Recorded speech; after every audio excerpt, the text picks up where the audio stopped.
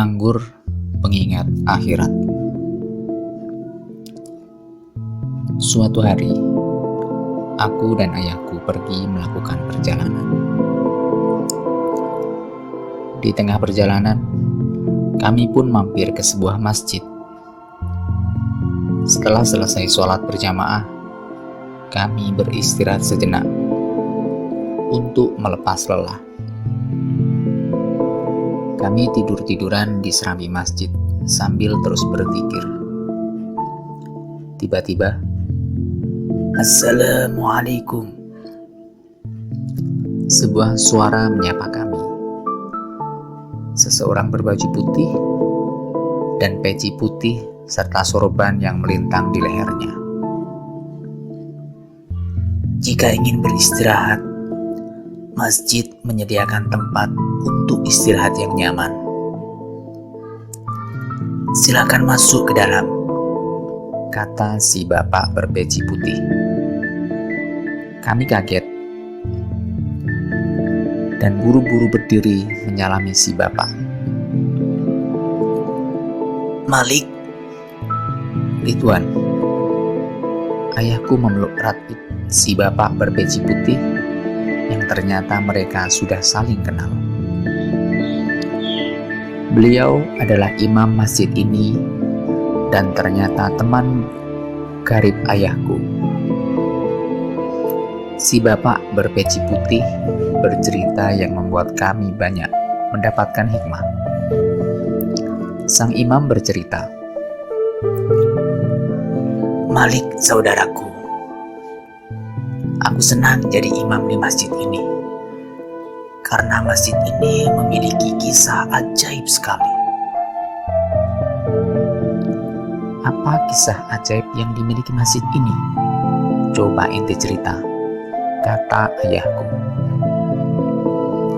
"Dulu ada seorang pedagang membeli 2 kilogram anggur. Ia lalu berpesan pada pembantunya, 'Bawa anggur ini ke rumah dan serahkan kepada istriku.' Pedagang itu pulang ke rumahnya di waktu asar dan bertanya kepada istrinya, 'Mana anggur yang kukirimkan padamu siang tadi? Tolong beri aku sedikit.' Istrinya menjawab, 'Wah, sudah habis. Aku dan anak-anakmu sudah memakannya.' Pedagang itu bertanya, 'Aku membeli anggur 2 kilogram dan tidak engkau sisakan sedikit pun.' Pedagang itu berdiri dan bergegas meninggalkan rumah. Istrinya berusaha mengejar, memanggilnya, namun ia tidak berpaling. Pedagang itu ternyata menemui seorang tuan tanah dan membeli sebidang tanah terbaik miliknya. Setelah ia menemui seorang tukang, lalu membawanya ke lokasi tanah yang baru dibelinya itu, ia berkata, "Aku mengupahmu untuk membangun sebuah masjid untukku di sini." Tukang itu setuju dengan harga yang disepakati dan mulailah pembangunan masjid itu. Laki-laki pedagang itu berkata, "Sekarang aku merasa tenang. Bila mati, aku berharap jariah dari masjid ini.